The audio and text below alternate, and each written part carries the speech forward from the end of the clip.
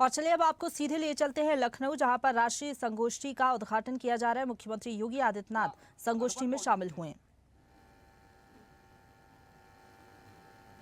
Water treatment की कुछ देसी पद्धति अपना सकते हैं, नेचुरल प्रोसेस के साथ हम उसको आगे बढ़ा सकते हैं।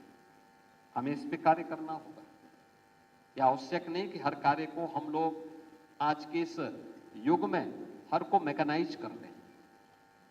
हम ड्रेनेज को भी एसटीपी में ले जाना चाहते हैं, सीवर को भी एसटीपी में ले जाना चाहते हैं, औद्योगिक कचरे को भी एसटीपी की तरफ ले जाना चाहते हैं। क्या आवश्यक नहीं है। जहां पे एसटीपी की आवश्यकता है वहां उसका उपयोग हो, लेकिन जहां पर सामान्य ड्रेनेज है उस ड्रेनेज को हम सामान्य नेचुरल प्रोसेस के माध्यम से भी हम उसका ट्रीटमेंट कर सकते हैं। और जहां पे लोगों ने थोड़ा प्रयास किया उसके बहुत अच्छे परिणाम सामने आए हैं। और मुझे लगता है कि उस दिशा में हम सबको उन सभी मुद्दों पर आज की इस नेशनल सेमिनार में इन सब पर चर्चा करने, उसके लिए अलग अलग टीमों का गठन करने, अलग अलग स्तर पर उन प्रयासों को आगे बढ़ाने की दिशा में कार्य करना होगा। मुझे कभी कभी जीवों के उस अचानक बदले हुए व्यवहार को देख करके आश्चर्य होता है। याद रखना, कोई जंगली जानवर अचानक हिंसक नहीं होता, अचानक हिंसक नहीं होता है, कारण जरूर होगा कोई। उसका कारण क्या है?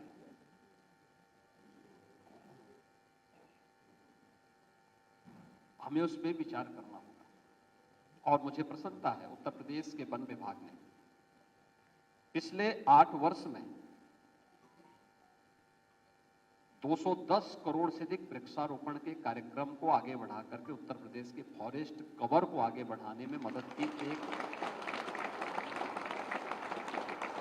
ये पर्यावरण के प्रति और प्रकृति के प्रति हमारी कृतज्ञता का एक छोटा सा उदाहरण हो सकता है।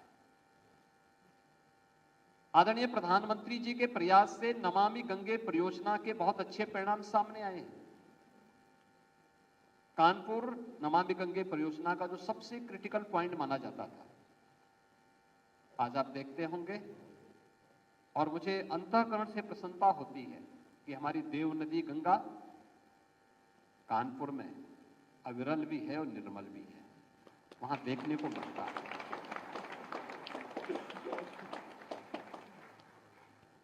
प्रकृति में ऐसी नौबत नहीं होनी चाहिए कि जिन जीवों ने कभी मनुष्यों पे उपकार किया हो, हम जटायु की बात करते हैं। पूरे रामायण कालखंड को आप देखेंगे तो रामायण का पहला बलिदानी है जटायु, और वह भी किसके लिए? माता जानकी की रक्षा करने के लिए अपने आप को बलिदान करता है। और आज जटायु अपने अस्तित्व के लिए इसी भारत भूमि पे तरस रहा है। हमें जटायु संरक्षण केंद्र बनाने पड़ रहे हैं। यानी जटायु संरक्षण के लिए हमें केंद्र बनाने पड़ रहे हैं।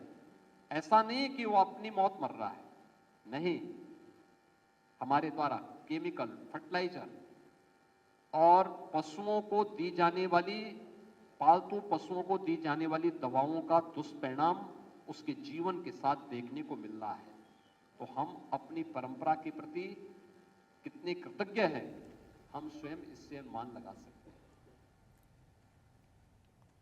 यानी जटायु तो कोई नुकसान नहीं करता था, वो गिद्ध तो कोई नुकसान नहीं करता था, वह तो प्रकृति के शोधन का काम करता था।